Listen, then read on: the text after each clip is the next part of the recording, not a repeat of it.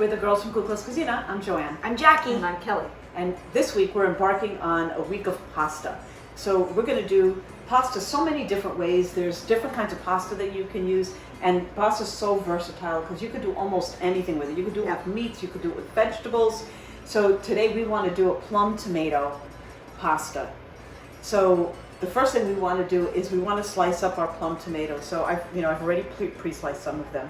And what you want to do is you want to layer it in a dish like this. And you don't want them too close together because you do want to get all the seasonings that we're going to put on it.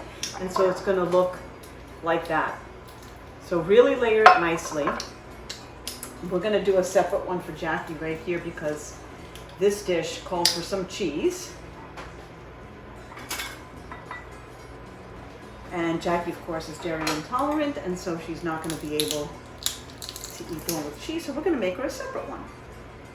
And what I'm doing here is I'm just mincing some garlic cloves. And you're going to want to spread this around on your tomatoes. And we also need some basil in this recipe. So we like julienning this basil, Joe? Yeah.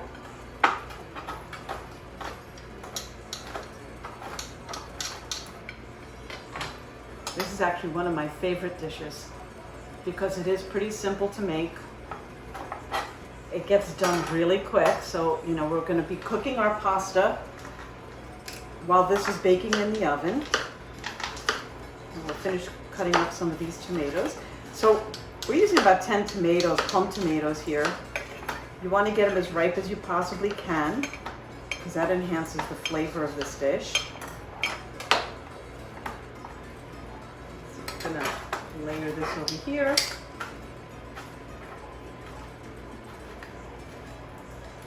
And I'm gonna layer a few more here. Snag your cutting board. Okay.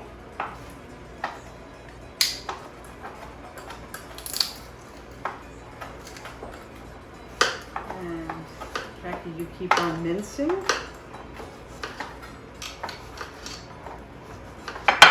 Sometimes you get these really nice big plum tomatoes and they're so juicy. So what's going to happen here is that a lot of juice is going to come out of these tomatoes. And that's what we're going to use as your juice that goes over the pasta. So do you want me to start with the julienne basil over that? You could just start sprinkling the basil over that.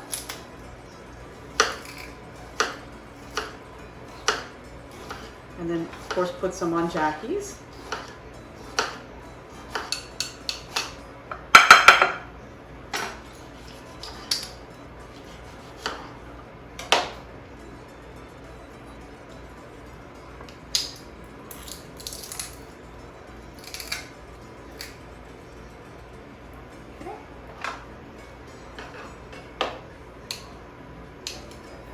Go.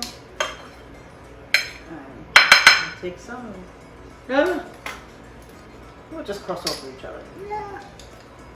Okay.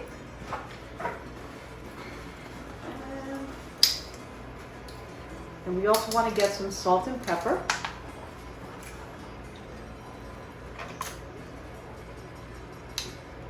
Okay. I'll take the pepper, Kelly, and I'll start peppering. Go ahead. Get a generous amount of salt and pepper on this. The salt will also release the juices out of the tomatoes. Give us a nice flavor. Hey, we're all reaching.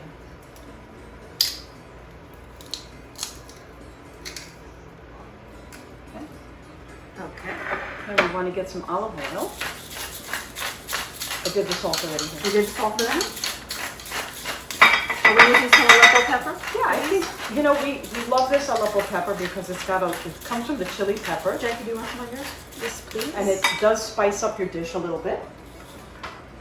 And this is the kind of pepper we use in gatos too, so. Yeah. And I'm going to get the olive oil.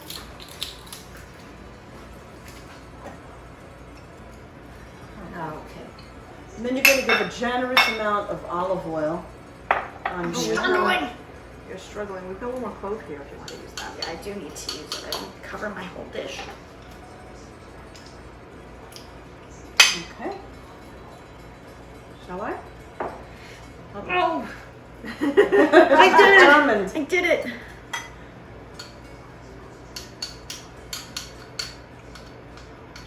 Let's give you a generous amount of olive oil.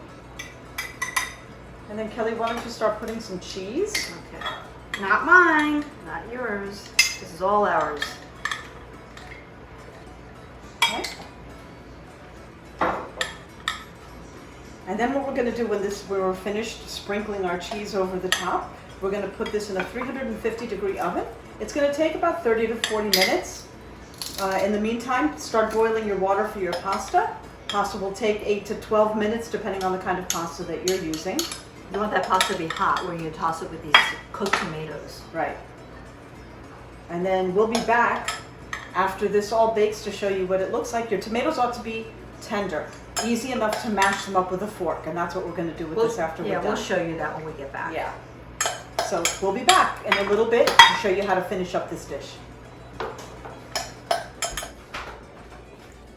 And we're back with our plum tomatoes and pasta. They're So nicely baked and here's what they look like golden. when they're baked. And you see that they're really nice and tender, which makes it so easy now. Now we're going to just mash them before we toss the pasta inside. Yeah. And this is going to mash up now with the olive oil and the cheese and the garlic.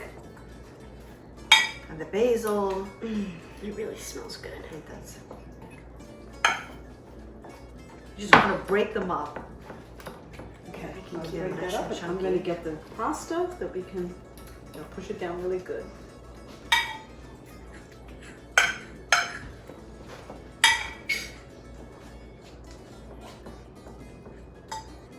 It turns into almost a sauce, which is But you want it nice and chunky.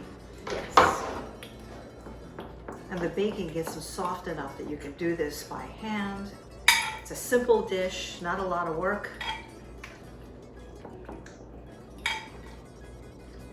In some areas, these are considered like peasant dishes. You would call this a coriatico, Yeah, coriatico. So this is which like- is a village dish. right. Okay, so let's get a little bit of pasta in here. Okay. And let's get some pasta in there. One more for you. It's gonna put the rest Good. in here. Okay. There you go. And mix that all in. Oh. I'm not very good at the mixing. So You're doing maybe fine. okay. You're doing fine. I'm really not good at mixing. Now, you can add a little more cheese to this if you want to. Or you can enjoy it as it is. Yeah. I would add a little more cheese to mine. Because hey, don't Why take your not? cheese for granted. Mm-hmm. And that's it. This is what they look like. And there you have it. This is our pasta with plum tomatoes. Cagliorexi. Cagliorexi.